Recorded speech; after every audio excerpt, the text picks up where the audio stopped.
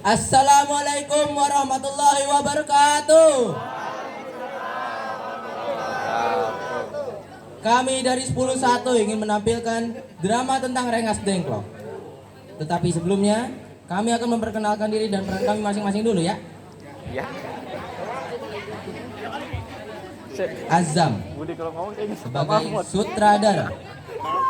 Kalau Budi ngomong saya ingat Pak Mahmud. Lengkap. Depa sebagai sutradara.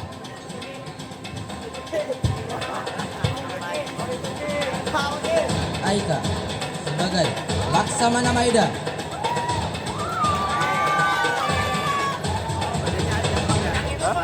Alivia sebagai Muwardi.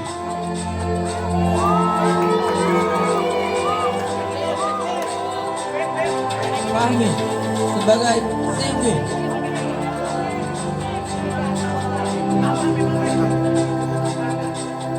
Azmi sebagai Yusuf Kunto.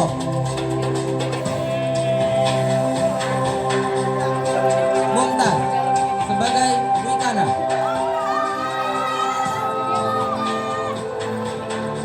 Isna sebagai Sayuti Melik.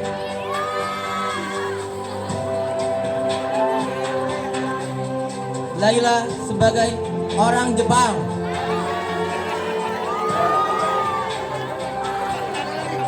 Lutfia sebagai Ahmad Subarjo.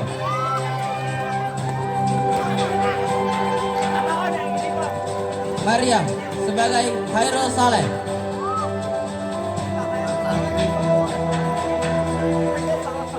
Tokoh utama kita Arkan sebagai Soekarno.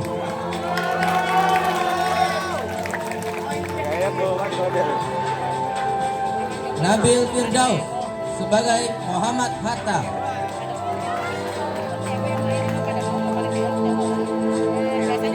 Oriza sebagai Sukarni.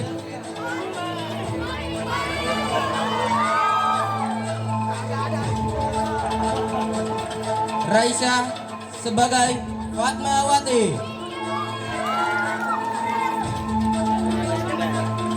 Siami sebagai Datuk. Ya, utara. Syafiq sebagai Latif.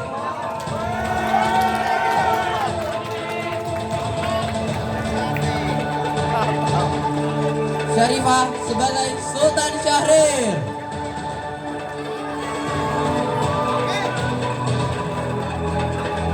Hasna sebagai dokumentasi.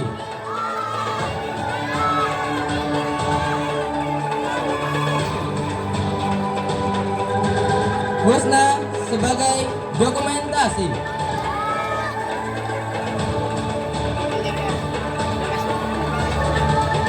Rajendra sebagai properti.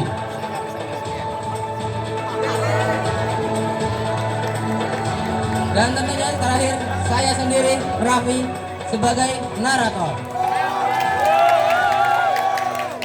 Selamat menyaksikan.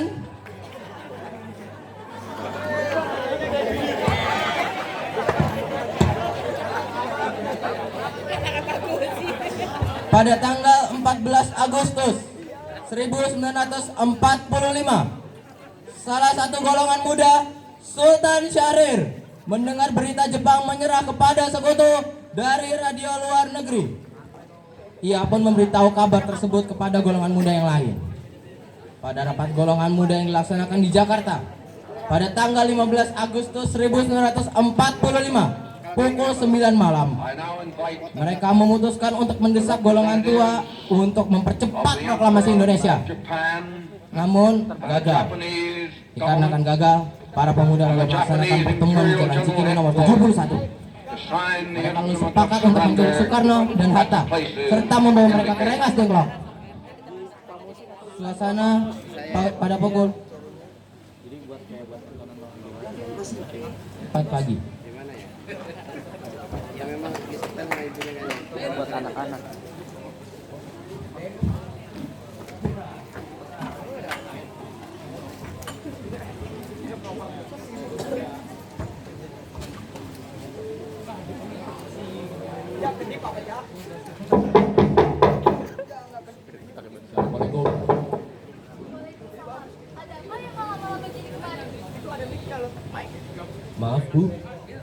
mengganggu waktu istirahat ibu.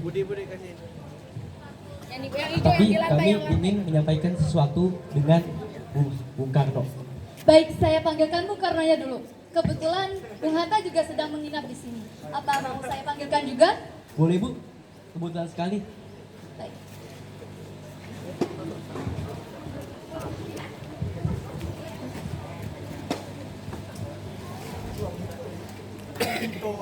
Assalamualaikum. Waalaikumsalam. Silakan duduk.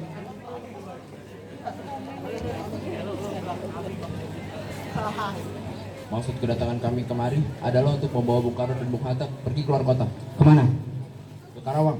Tapi kenapa harus keluar kota? Untuk menghindari pengaruh Jepang. Tapi kami tidak mau. Apa-apaan kalian ini? Cepat ke kami. Sekarang bukan waktunya. Cepatlah ikut kami. Apakah ini semua penting? Sangatlah penting, Tuan. Cepatlah ikut kami. Baiklah, kami akan ikut. Tetapi saya akan berpamitan dengan Fatmawati.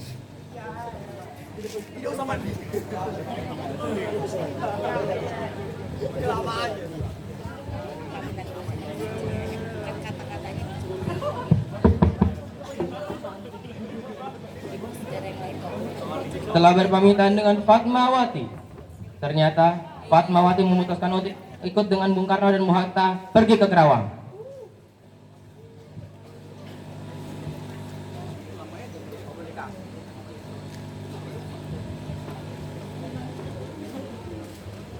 Rombongan pemuda yang membawa Soekarno dan Hatta tiba di Rengas Dengklok.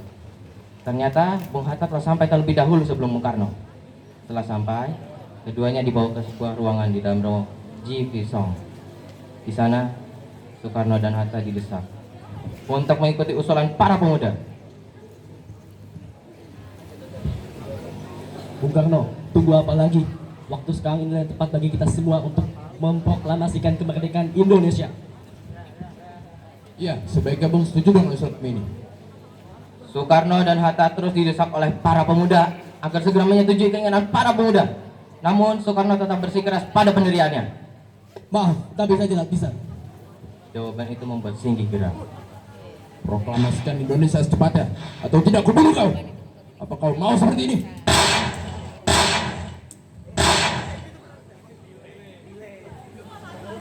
Dipaksa dong. Apa-apaan kalian ini? Tidak Bu, kami hanya ingin proklamasikan Indonesia secepatnya, namun Bung Karno menolak. Ya saya tahu itu, tapi jalannya tidak seperti ini. Kalau Kang Mas menolak untuk memproklamasikan kemerdekaan Indonesia, ia mempunyai alasan tersendiri. Lalu dengan cara bagaimana? Padahal keputusan ada di kedua pemimpin tersebut. Baiklah, kita selesaikan masalah ini dengan kepala dingin, tidak dengan emosi. Akhirnya, Fatmawati pun berhasil meyakinkan para pemuda agar kembali berunding dengan Soekarno dan Muhammad Hatta.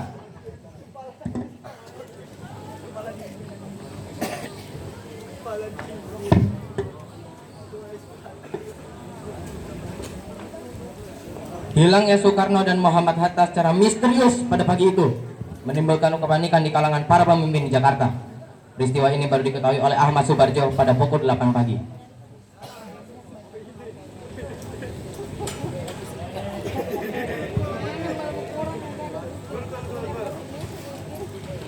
Apakah saudara tahu Soekarno dan Bung Hatta?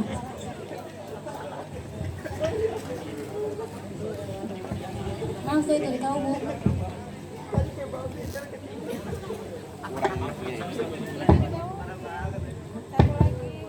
Katakanlah kepadaku di mana mereka sekarang. Aku akan menjamin ketika mereka kembali ke Jakarta, dan aku akan menjamin kemerdekaan untuk kalian esok harinya. Apa Anda berjanji dengan ucapan Anda? Ya, saya bersumpah. Tapi tolong bantu agar mereka dapat kembali ke Jakarta. Saya berjanji proklamasi akan dilaksanakan pada tanggal 17 Agustus 1945. Jika proklamasi tidak dikumandangkan hingga pukul 12 siang, nyawa saya akan menjadi jaminan. Bagaimana? Iya, saya meyakinkan. Oh iya, sekarang juga.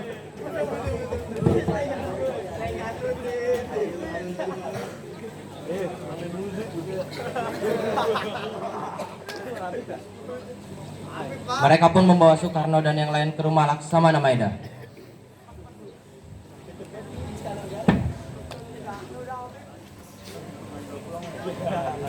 Sesaat kemudian, Soekarno dan Muhammad Hatta bertemu dengan Laksamana Maeda.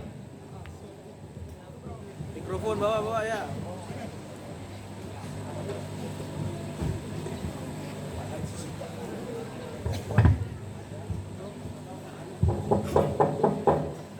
Permisi, selamat malam Tuan. Selamat malam Tuan. Kami ingin menemukan Tuan Asmana Maeda. Baiklah, selamat masuk. Tuan ada di dalam. Terima kasih. Ya.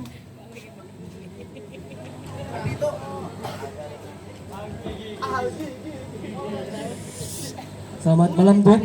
Selamat malam. Ada apa ya? Mengapa tuan-tuan ini mengunjungi kediaman saya? Apakah ada masalah yang serius? Laki-laki gaji Maaf, banget ya. mungkin kedatangan kami mengganggu waktu istirahat Tuan. Kami bermaksud untuk menanyakan apakah benar berita menyerangnya Jepang terhadap sekutu itu? Dari mana tuan mendengar berita tersebut? Kami mendengar berita tersebut dari salah satu pemuda. Katanya dia mendengar berita tersebut dari radio luar negeri. Memang benar berita tersebut, tetapi kami masih merahasiakannya agar tidak timbul kekacauan karena kami masih bertanggung jawab terhadap keamanan Indonesia. Yang kami inginkan, para pemuda terus mendesak kami agar segera memproklamasikan kemerdekaan Indonesia. Wah, itu merupakan gagasan yang bagus. Mengingat inilah waktu yang tepat untuk memproklamasikan kemerdekaan Indonesia. Aduh, jawab. Jangan sampai depresi. Sudah menjawab.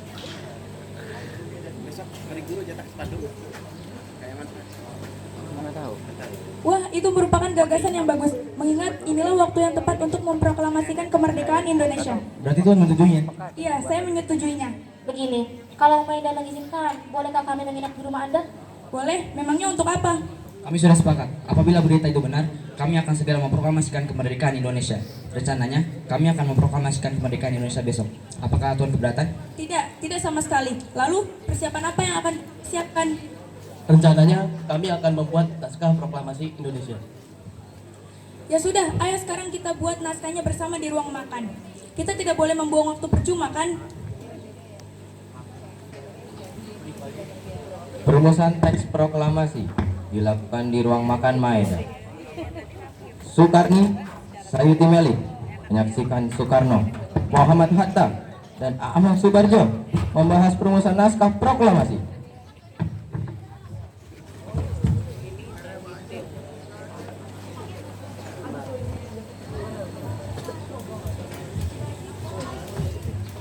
Ketika naskah ditulis, belum ada pengakuan dari negara luar ya.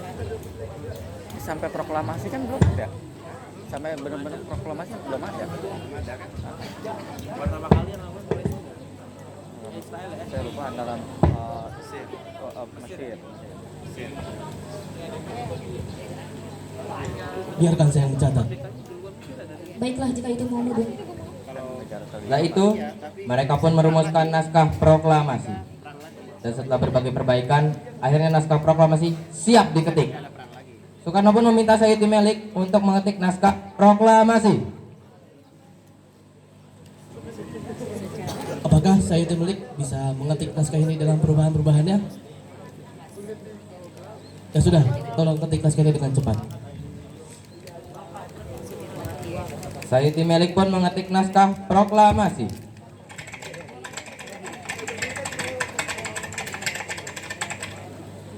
Kemudian setelah selesai, naskah itu diberikan kepada Soekarno. Ini Bung, naskahnya sudah selesai. Terima kasih. Sekarang yang harus kita pikirkan, di mana harus kita membacakan naskah ini. Kami sudah menyiapkan tempat untuk membacakan teks proklamasinya. Di mana? Di lapangan Ikada. Saya menolak. Kenapa Anda menolak? Karena kalau kita membacakan naskah proklamasi ini di lapangan Ikada, pasti akan timbul dengan bentrokan Jepang. Mungkin lebih aman proklamasi diganti lokasi saja, Bung. Maksud saya diganti ke rumah Bung Karno saja. Bagaimana? Saya setuju dengan pendapat Subarjo. Kalian bagaimana? Bagaimana Tuan? Ide yang bagus, saya setuju.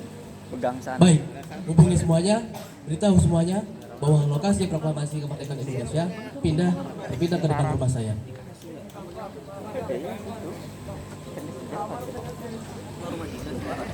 Bukan, maksudnya emang kan semuanya begini. Apa sih gak ada. Akhirnya, dini harinya, pada tanggal 17 Agustus 1945, semua pulang ke rumah masing-masing. Tetapi tidak dengan para pemuda. Mereka tidak pulang ke rumahnya. Tetapi justru mereka menelpon rekan-rekannya untuk menyebarluaskan berita yang sangat menggembirakan ini ke segenap masyarakat Jakarta. Dengan cepat, mereka mempersiapkan pamflet-pamflet, mobil pengeras suara untuk memberitahukan kepada penduduk tentang kabar yang sangat menyenangkan ini. Kan baik fresh jadi kalau kayak gitu nyantai kan baik fresh sih jadi orang dengerin itu kalau kultum ya datar gitu tapi suaranya itu bikin orang gimana ya sering gitu. Pagi harinya, pemuda-pemuda dan penduduk sekitar berkumpul di rumah Insinyur Soekarno. Bung Karno, para pemuda telah berkumpul. Mereka sudah tidak sabar lagi menyaksikan Anda membacakan naskah proklamasi. Tunggulah sebentar, Bung Hatta belum datang. Saya akan menunggu Bung Hatta dulu. Ya sudah, silakan. Tapi jangan terlalu lama. Karena kan sebentar lagi juga pukul 10. Baiklah. Sesaat kemudian Fatmawati datang. Mulainya sekitar jam 10-an. Hari Jumat ya? Iya. Oh iya, Saya alhamdulillah bilang hari Pak. Jumat Apakah pas bulan kalian puasa. sudah Dan ada yang info lebih detail lagi pas menuju liburan ya. Nah ini menuju liburan yang masih Sudah, berdebat. rencananya proklamasi kemerdekaan ini akan diiringi dengan lagu Indonesia Raya.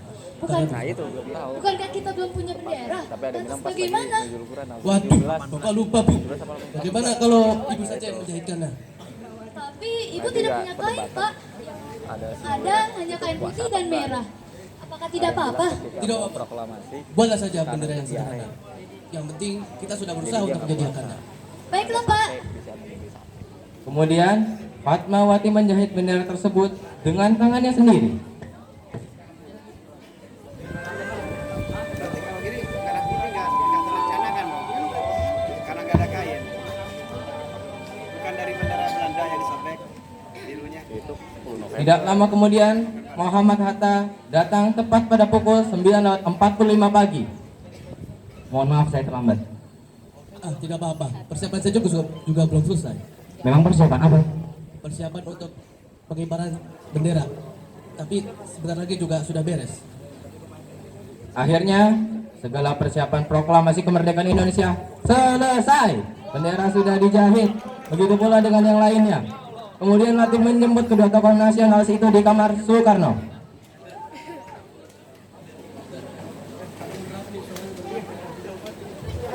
Saya demen ya kalau saya mau udah rapi ngomong ya. Ada ekspresi gitu.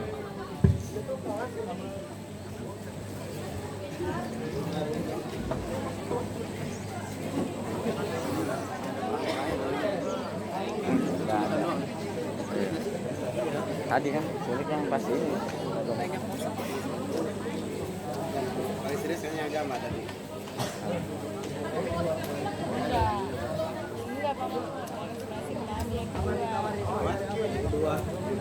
Ada backgroundnya tadi. Terus ke sana nggak lihat. Padat lagi, padat sih, padat.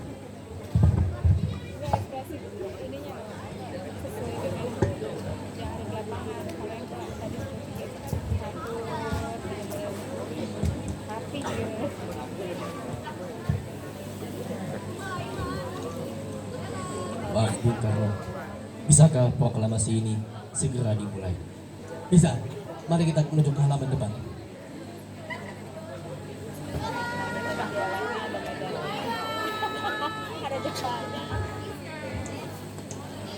Saat Soekarno dan Muhammad Hatta keluar dari rumahnya dan naik panggung, mereka disambut dengan antusiasme yang penuh dengan para penduduk yang sudah berkumpul. Tidak lama kemudian, Soekarno membacakan pidatonya. Assalamualaikum warahmatullahi wabarakatuh. Proklamasi kami, bangsa Indonesia, dengan ini menyatakan kemerdekaan Indonesia. Hal-hal yang mengenai pemindahan dan kekuasaan dan lain-lainnya dilaksanakan dengan cara seksama dalam tempo yang sesingkat-singkatnya. Jakarta, 17 Agustus 1945. Atas nama bangsa Indonesia, Soekarno Hatta. Demikianlah naskah proklamasi ini sebagai tanda bahwa bangsa kita, bangsa Indonesia yang telah merdeka. Wassalamualaikum warahmatullahi wabarakatuh. Merdeka! Merdeka! Merdeka!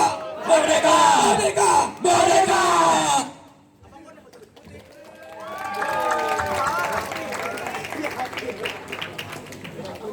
Demikian penampilan dari kami. Kami mohon maaf yang sebesar-besarnya jika terdapat berbagai macam kesalahan. Wassalamualaikum warahmatullahi wabarakatuh.